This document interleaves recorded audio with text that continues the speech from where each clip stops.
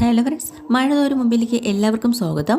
അങ്ങനെ ബബിതയും നമ്മുടെ ഹരിയും കൂടെ സമാധാനത്തോടുകൂടി സിറ്റ് ഔട്ടിലിരിക്കുന്ന സമയത്താണ് മനു അങ്ങോട്ട് വരുന്നത് കേട്ടോ.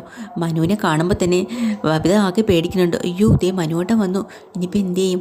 അതൊന്നും നീ പേടിക്കണ്ട, അത് അച്ഛനും അമ്മയും കൂടെ എല്ലാം ഡീൽ ചെയ്തോളും, നീ പേടിക്കാതിരിക്കുക എന്നിങ്ങനെ ഹരി പറയാട്ടോ.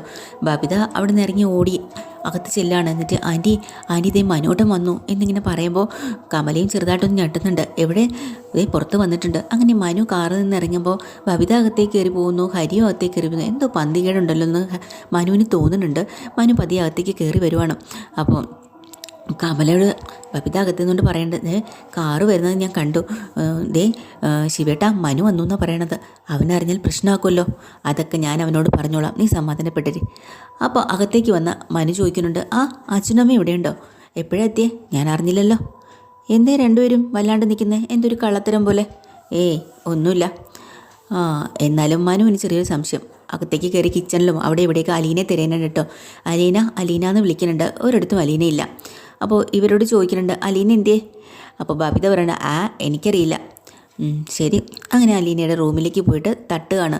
അലീന എന്ന് പലതവണ തട്ടുന്നെങ്കിലും റൂം തുറക്കണില്ല. അലീന, ഞാൻ വാതിൽ തുറന്നോട്ടെ എന്ന് വീണ്ടും അനുവാദം ചോദിക്കുകയാണ്. എന്നിട്ട് തിരിച്ച് അച്ഛനും അമ്മയൊക്കെ ഒന്നുകൂടെ നോക്കുക. എന്നിട്ട് ഡോറിൻ്റെ പിടി അങ്ങോട്ട് തുറക്കണം. അപ്പോൾ അങ്ങോട്ട് തുറന്നു പോവാണ്. അകത്തേക്ക് കയറി വരുന്ന മനു കാണുന്നത് തന്നെ അവിടെ വലിച്ചു വാരിയിട്ടിരിക്കുന്നു, കുപ്പി പൊട്ടിച്ചിട്ടിരിക്കുന്നു, തുണികളും അതും ഇതൊന്നും കാണാനില്ല, പലതും അങ്ങും ഇങ്ങോ കിടക്കുന്നു, ആകെ ഒരു അലങ്കോലം. അപ്പോഴേ മനുവിന് നല്ല സംശയമുണ്ട്, ഇവിടെ എന്തോ സംഭവിച്ചിട്ടുണ്ടെന്ന്. മനു പതിയെ ഇറങ്ങി പുറത്തേക്ക് വന്നിട്ട് എല്ലാവരോടും ചോദിക്കുകയാണ്, അലീന എന്തേ? എവിടെ പോയി? പറ നിങ്ങൾ. അപ്പോൾ ബബിതയ്ക്ക് ആകെ ടെൻഷനായി, വല്ലാണ്ട് കണ്ണു ഉരുട്ടി പിടിച്ച് ഇങ്ങനെ നിൽക്കുന്നുണ്ട്. കമല ഉടനെ തന്നെ പറയണ, അവളെ ഞങ്ങളങ്ങ് പറഞ്ഞയച്ചെന്നോ? എങ്ങോട്ട് പറഞ്ഞയച്ചെന്നോ? അത് അവൾ ഇന്ന് ഈ വീട്ടിൽ വേണ്ട, ഈ വീട്ടിൽ അവിടെ ആവശ്യമില്ല. എങ്ങോട്ട് പറഞ്ഞേച്ചെന്നാ ചോദിക്കുന്നത്. അപ്പോൾ ശിവൻ പറയുന്നുണ്ട്, നീ എന്തിനാ അതൊക്കെ അന്വേഷിക്കുന്നത്? അച്ഛനും കൂടെ ചേർന്നിട്ടാണോ ഇതെല്ലാം ചെയ്തത്? അലീന എന്തിനാണ് ഈ വീട്ടിൽ? അവൾ കാരണമല്ലേ വൈജയന്തി ആശുപത്രിയിലായത്, ആക്സിഡൻ്റ് ആയിട്ട്. അച്ഛൻ എന്ത് അധികാരമായി ഈ വീട്ടിൽ വന്ന് ബാലചന്ദ്രൻ അങ്കിളിൻ്റെ സ്വന്തം മകളെ പിടിച്ച് പുറത്താക്കാനായിട്ട്? എന്താ അധികാരം? ആരാ അച്ഛൻ അധികാരം തന്നത്? വൈജയന്തി എൻ്റെ സഹോദരിയാണ്, എൻ്റെ മോളെ പോലെ. അവളുടെ ഹസ്ബൻഡ് എന്ന് പറഞ്ഞാൽ എൻ്റെ അനിയനും അനിയത്തിക്കും നല്ലൊരു ജീവിതം കിട്ടണം എന്ന് മാത്രമേ ഞാൻ ആലോചിക്കുന്നുള്ളൂ. എവിടെയെങ്കിലും കയറി വന്ന ഒരുത്തെ പിടിച്ച് മോളാക്കി വച്ചതും പോരാ, എൻ്റെ അനിയത്തെയും അനിയനെയൊക്കെ ശാസിക്കാനും വഴക്ക് പറയാനും ഭരിക്കാനും ഒക്കെ ഉള്ള അധികാരം എനിക്കുണ്ട്. ഇത് തീക്കളിയാണ്, ഞാൻ പറഞ്ഞേക്കാം. അച്ഛൻ എവിടെയാണെന്ന് വെച്ചാൽ പോയി അലീനെ തപ്പിപ്പിടിച്ച് ഇവിടെ കൊണ്ട് നിർത്ത്. അതാണ് അച്ഛന് ഏറ്റവും നല്ലത്. ഇല്ലെങ്കിലേ ബാലചന്ദ്രൻ ഞങ്ങളിവിടെ വരുമ്പോൾ വിവരം അറിയും. പിന്നെ എന്നെ അറിയാനാ? അവൻ ആദ്യം അവൻ്റെ ഭാര്യയുടെ കാര്യം നോക്കട്ടെ. അലീനയും കിലീനെയൊക്കെ അവിടെയൊക്കെ വഴിക്ക് പോവാൻ പറടാ എന്ന് കമല പറയാട്ടോ. അപ്പോൾ ശിവ വീണ്ടും പറഞ്ഞിട്ടുണ്ട്, നീ ഇതൊന്നും അറിയണ്ട മനു, ഞാൻ വേണ്ട വിധനെ കൈകാര്യം ചെയ്തോളാം, നീ പോ, നിൻ്റെ പാട് നോക്കി. മനു പിന്നെ ഒന്നും പറയാൻ നിൽക്കുന്നില്ല, ഒരൊറ്റ പോക്ക് പോകുന്നുണ്ട് കേട്ടോ. അപ്പോൾ കമല ചോദിക്കുന്നുണ്ട്, അല്ല ശിവേട്ട, ഇവനിത് എങ്ങോട്ടാണ് ഇറങ്ങിപ്പോയത്? അവളെങ്ങാണ്ട് തിരിച്ചു പിടിച്ചോട്ട് പോവോ? വരുമോ? അവളവിടെ ബസ് സ്റ്റാൻഡിലല്ലേ ഹരി കൊണ്ടുവിട്ട്, അവളെ ഏതെങ്കിലും ബസ്സിൽ കയറി പോയി കാണും. അപ്പോൾ ബബിതയ്ക്ക് പേടിയുണ്ട്. അല്ല, അച്ഛനെ ഫോൺ ചെയ്തെങ്ങാനും പറയോ? മോളെ, നീ പേടിക്കാതെ, നിങ്ങൾക്കൊന്നും ഒരു കുഴപ്പം വരാതെ ഞാൻ നോക്കിക്കൊള്ളാന്ന്, ഞങ്ങളിവിടെ ഇരിക്കല്ലേ, നീ എന്തിനാ പേടിക്കണേ എന്ന്.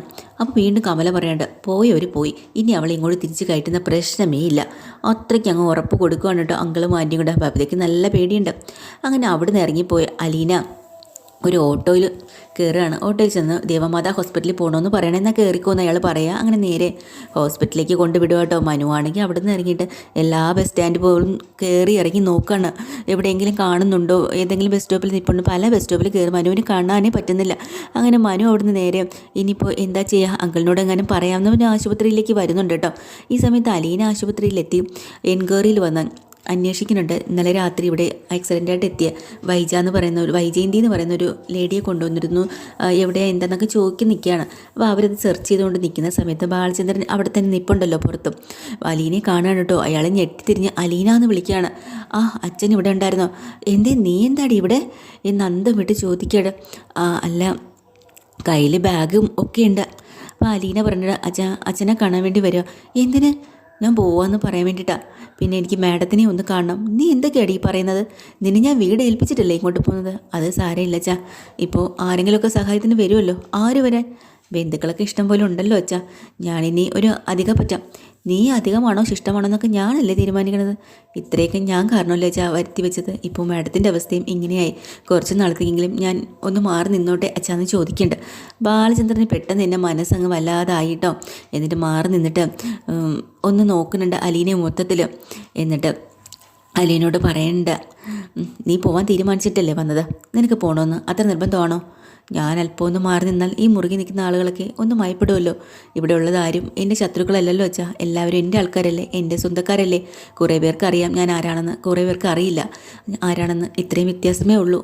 അത് ശരി, അപ്പോൾ നിനക്കങ്ങനെ പോകണോ നിർബന്ധമുണ്ടോ? എന്നാൽ പിന്നെ നീ പൊക്കോ. പക്ഷേ ഈ സമയത്ത് നിൻ്റെ പിന്തുണ എനിക്കുണ്ടാവും ഞാൻ ഒത്തിരി വിചാരിച്ചു. അതെനിക്ക് ബലമാണ്. പക്ഷേ അച്ഛ, എല്ലാവരും എന്നെക്കുറിച്ച് എന്താ വിചാരിച്ച് വെച്ചിരുന്ന അച്ഛനറിയാലോ. എല്ലാവരും അച്ഛൻ പറയുന്ന കഥകളെല്ലാം വിശ്വസിച്ചിരുത്താൻ അച്ഛന് പറ്റി. പക്ഷേ അതോടുകൂടി എന്താ സംഭവിച്ചത്? അച്ഛൻ്റെ വിലയല്ലേ ഇടിഞ്ഞ് താന്നത്. പിന്നെ എന്നെ മാത്രം എല്ലാവരുടെ വെറുക്കപ്പെട്ടവളായിട്ട് ഞാനും മാറി. മാഡം ആക്സിഡൻറ്റിൽ പെട്ട് ഇത്രയൊക്കെ ആയില്ലേ, ഇനിയിപ്പോൾ എനിക്ക് നിൽക്കക്കളി ഉണ്ടോ ഇവിടെ? എല്ലാവരും എൻ്റെ മേലാണ് വിരലിച്ചുകൊണ്ടിരുന്നത്. അപ്പോൾ ബാലചന്ദ്രൻ വീണ്ടും ചോദിക്കുന്നുണ്ട്, പൊയ്ക്കോ. പിന്നെ പോയാൽ എന്നെയും എൻ്റെ വീട്ടുകാരെയും എല്ലാവരും നീ മറന്നിക്കണം, തിരിച്ച് വന്നേക്കരുത്. പല്ലി വാല് മുറിച്ചിട്ട് പോവില്ലേ, അതേപോലെ.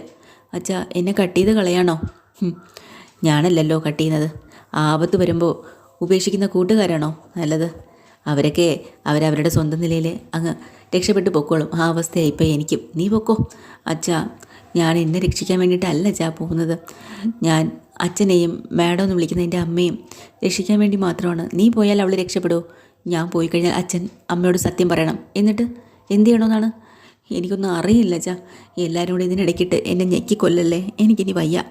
പിന്നെ ആത്മഹത്യ പാവമാണെന്ന് എൻ്റെ മമ്മി എന്നെ പഠിപ്പിച്ചിട്ടുണ്ട്. അതുകൊണ്ട് മാത്രമാണ് ഞാനിപ്പോഴും ജീവിച്ചിരിക്കുന്നത്.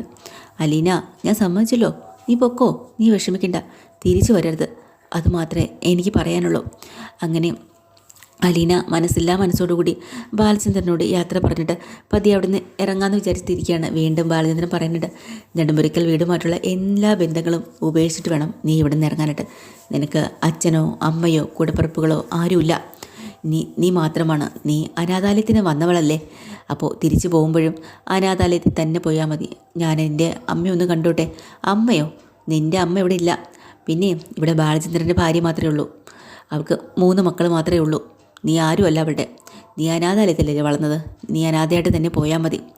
അതുകൊണ്ട് നീ ആരെയും കാണേണ്ട ആവശ്യമില്ല എന്ന് ബാലചന്ദ്രൻ പറയാം. അതോടുകൂടി അലീന അവിടെ നിന്ന് കരയാൻ തുടങ്ങി. ദേ, ഇവിടെ നിന്ന് കരയരുത്, ആളുകളൊക്കെ തെറ്റിദ്ധരിക്കും.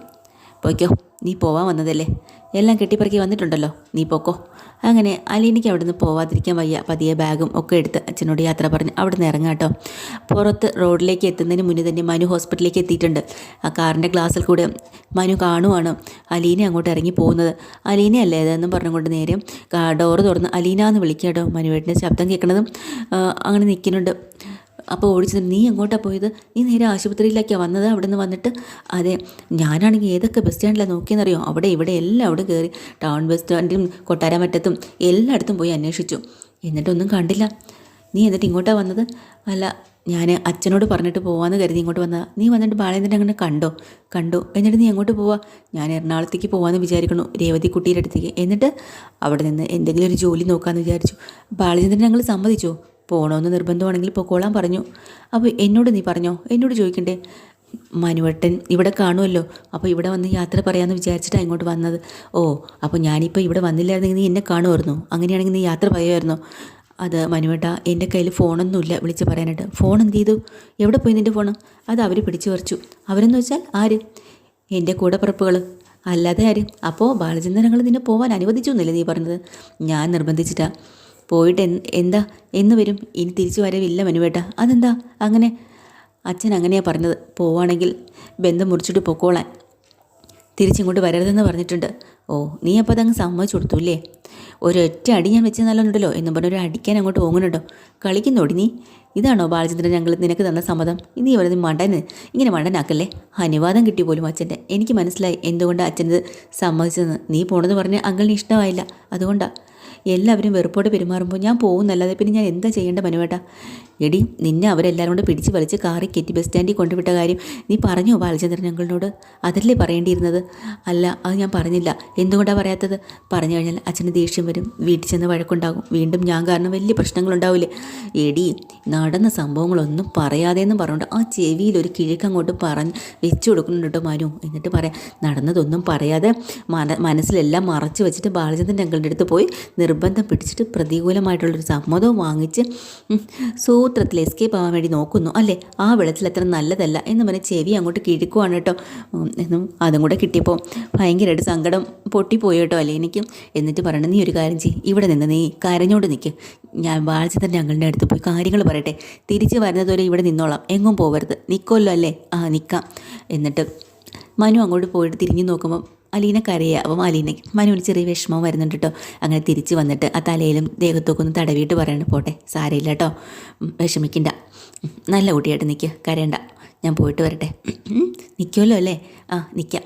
അങ്ങനെ ഒന്ന് സമാധാനിപ്പിച്ചിട്ട് മനു നേരെ അകത്തേക്ക് ചെല്ലാട്ടോ. അപ്പോൾ ബാലചന്ദ്രൻ അവിടെ ഉണ്ട്, വല്ലാത്ത ഒരു വിഷമത്തിലാണ്. ആ സമയത്താണല്ലോ മനു വന്നിങ്ങനെ കയറുന്നത്. ആ അങ്കിളെ, അലീനയുടെ അങ്കിള് പറഞ്ഞിരുന്നോ ഇങ്ങോട്ട് വരരുതെന്ന്, വിട്ടു പോകാനായിട്ട്? ആ അവൾക്ക് പോകണമെന്ന് നിർബന്ധം പിടിച്ചല്ലോ, അപ്പോൾ പിന്നെ പോട്ടെ എന്ന് വിചാരിച്ചു.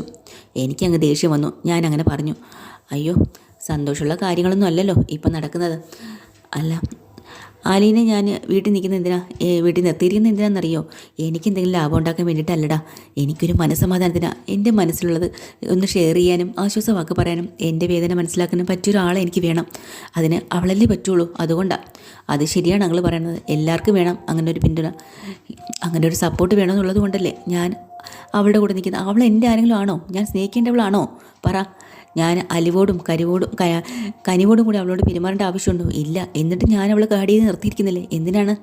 സാരയില്ല, പോട്ടെങ്കിൽ അവൾ പെണ്ണല്ലേ, പ്രശ്നങ്ങൾ വരുമ്പോൾ മനക്കരുത്തുണ്ടാവില്ല. ഞാനില്ലേടാ അവൾക്ക്, ഞാനല്ലേ അവളെ പിടിച്ച് നിർത്തിയിരിക്കുന്നത്. എനിക്കിപ്പോൾ ഏറ്റവും കൂടുതൽ പിന്തുണയും ആശ്വാസവും ഒക്കെ കിട്ടേണ്ടത് അവളുടെ കയ്യിൽ നിന്നല്ലേ. എന്നിട്ട് അവളെ വീട്ടിൽ നിന്ന് പാക്ക് ചെയ്ത് സ്ഥലം വിടാൻ വേണ്ടി വന്നിരിക്കാം, പൊക്കോട്ടെ. അപ്പോൾ ഇതുവരെ അവളുടെ കൂടെ നിന്ന് ഞങ്ങളാരായി? ഒരു ക്രൈസിസ് വരുമ്പോൾ എല്ലാം കൂടെ വാരിക്കെട്ടി പോവാണോ വേണ്ടത്? പിന്നെ ഒന്ന് ഫോൺ ചെയ്ത് ചോദിക്കുക പോലും എന്നോട് ചെയ്തില്ല, എന്നിട്ട് എല്ലാം വാരിക്കെട്ടി ഇങ്ങോട്ട് വന്നിരിക്കുന്നു. അതുകൊണ്ടാണ് ഞാൻ അങ്ങനെ പറഞ്ഞത്. അങ്കിളെ, അലീനയുടെ കയ്യിൽ ഫോണില്ല, അത് എൻ്റെ അമ്മയും അച്ഛനും ഹരിയും ഒക്കെ കൂടെ പിടിച്ച് വാങ്ങിച്ചെടുത്തു. അവൾ സ്വമേധ ഇറങ്ങിപ്പോയതല്ല, അവളെ എല്ലാവരും കൂടെ പാക്ക് ചെയ്ത് അലീനെ കാറിൽ കയറ്റി ബസ് സ്റ്റാൻഡിൽ കൊണ്ടുവിട്ടിട്ട് ഇനി ഇവിടെ കാണരുതെന്ന് പറഞ്ഞു. അങ്ങനെയായി അവൾ ഇവിടെ വന്നത്. അങ്ങനെ ഒരു സംഭവം ഉണ്ടായിരുന്നോ? അത് അവൾ പറഞ്ഞില്ലല്ലോ. സത്യം അങ്കിളെ, ഞാൻ വീട്ടിൽ ചെന്നപ്പോഴത്തേക്കും അലീന അവിടെ ഇല്ല. ചോദിച്ചപ്പോഴാണ് പറഞ്ഞ് അവരെ ഇറക്കി വിടുന്നു. എന്നിട്ട് അമ്മയും അച്ഛനും ഹരിയും ഒക്കെ കൂടെ അങ്ങളുടെ വീട് ഭരണം ഏറ്റെടുത്തിട്ടുണ്ട്. എന്നിട്ട് അവളെവിടെ? ഞാൻ അവളെ പിടിച്ച് നിർത്തിയിട്ടുണ്ട് അപ്പുറത്തോട്ട്, ഇങ്ങോട്ട് വിളിക്കുക. അങ്ങനെ മനു പോയി അലീനെ വിളിച്ചുകൊണ്ട് വരുവാണ് കേട്ടോ. അലീന കരഞ്ഞ് തളർന്ന് വല്ലാത്ത അവസ്ഥയിൽ അങ്ങോട്ട് വരുന്നുണ്ട്. അപ്പോൾ ബാലചന്ദ്രൻ എണീറ്റ് നിന്ന് ചോദിക്കണം, നീ സ്വമേധയല്ലല്ലേ വീട്ടിൽ നിന്ന് ഇറങ്ങി വന്നത് എന്ന് ചോദിക്കണ്ട കേട്ടോ. അപ്പോൾ വീണ്ടും അലീന വല്ലാത്തൊരു ധർമ്മസങ്കടത്തിലായി. എന്തു പറയണമെന്ന് അറിയാൻ പറ്റുന്നില്ല. നീ ബസ് സ്റ്റാൻഡിൽ പോയിട്ട് അവിടെ നിന്ന് ഇങ്ങോട്ട് ഇങ്ങനെ നീ വന്നത്? ഓട്ടോ പിടിച്ച്. നീ എന്തുകൊണ്ടാണ് എന്നോട് പറയാത്തത്? ഇവിടെ വന്നപ്പോൾ അവർ പുറത്താക്കിയതാണെന്ന് പറയാൻ ചോദിക്കുന്നതിന് ഉത്തരം പറ അലീന. അത് അച്ഛൻ അത് കേൾക്കുമ്പോൾ ദേഷ്യം വരില്ലേ? ഇനിയും വഴക്കുണ്ടാവുമെന്ന് പേടിച്ചിട്ടല്ലേ? എൻ്റെ മകളായ നിന്നെ എൻ്റെ വീട്ടിൽ നിന്ന് അടിച്ചിറക്കാൻ എൻ്റെ ഭാര്യ വീട്ടിൽ കഴിയുമെങ്കിൽ പിന്നെ ഞാൻ അവരുടെ മുന്നിൽ ആരായി? പറ. ഞാനൊരു കിഴങ്ങനായില്ലേ? അന്തസ്സും ഒന്നുമില്ലാത്തൊരു ആണൊരുത്തനല്ലാത്തവനായി പോയില്ലേ? അല്ലേ? നീ അത് സമ്മതിച്ചു കൊടുക്കുകയല്ലേ ചെയ്തത്? ആണോന്ന് ചോദിക്കുന്ന മറുപടി പറ അലീനയെന്ന്. അപ്പോൾ അലീനയ്ക്ക് ഒന്നും മിണ്ടാൻ പറ്റുന്നില്ല കേട്ടോ. ഞാൻ പോയാൽ കുറേ പേർക്ക് സമാധാനം കിട്ടുമല്ലോ എന്ന് വിചാരിച്ചിട്ടാണ്. നീ വേറെ ആരുടെയും സമാധാനം നോക്കണ്ട, നീ എൻ്റെ സമാധാനം മാത്രം നോക്കി. ഞാനാണ് നിൻ്റെ സംരക്ഷകൻ, മനസ്സിലായല്ലോ എന്ന് വീണ്ടും ഇങ്ങനെ അലീനയോട് പറയണ്ട. ഇനി ഇതുപോലെ മേലാൽ ഇങ്ങനത്തെ പണി കാണിച്ചാലുണ്ടല്ലോ. അലീനയാണെങ്കിൽ അത് കേട്ട് വീണ്ടും സങ്കടത്തോടുകൂടി അവിടെ കരഞ്ഞ് തളർന്ന് നിൽക്കുകയാണ് കേട്ടോ. മനുവും നല്ല വഴക്ക് കൊടുക്കുന്നുണ്ട്. ഇതൊക്കെയാണ് കേട്ടോ ഇന്നത്തെ എപ്പിസോഡിൽ കാണിക്കുക. ഡീറ്റെയിൽഡ് എപ്പിസോഡുമായിട്ട് വീണ്ടും വരാം. ചാനൽ ഇഷ്ടമായി ലൈക്ക് ചെയ്യുക, സബ്സ്ക്രൈബ് ചെയ്യുക. താങ്ക്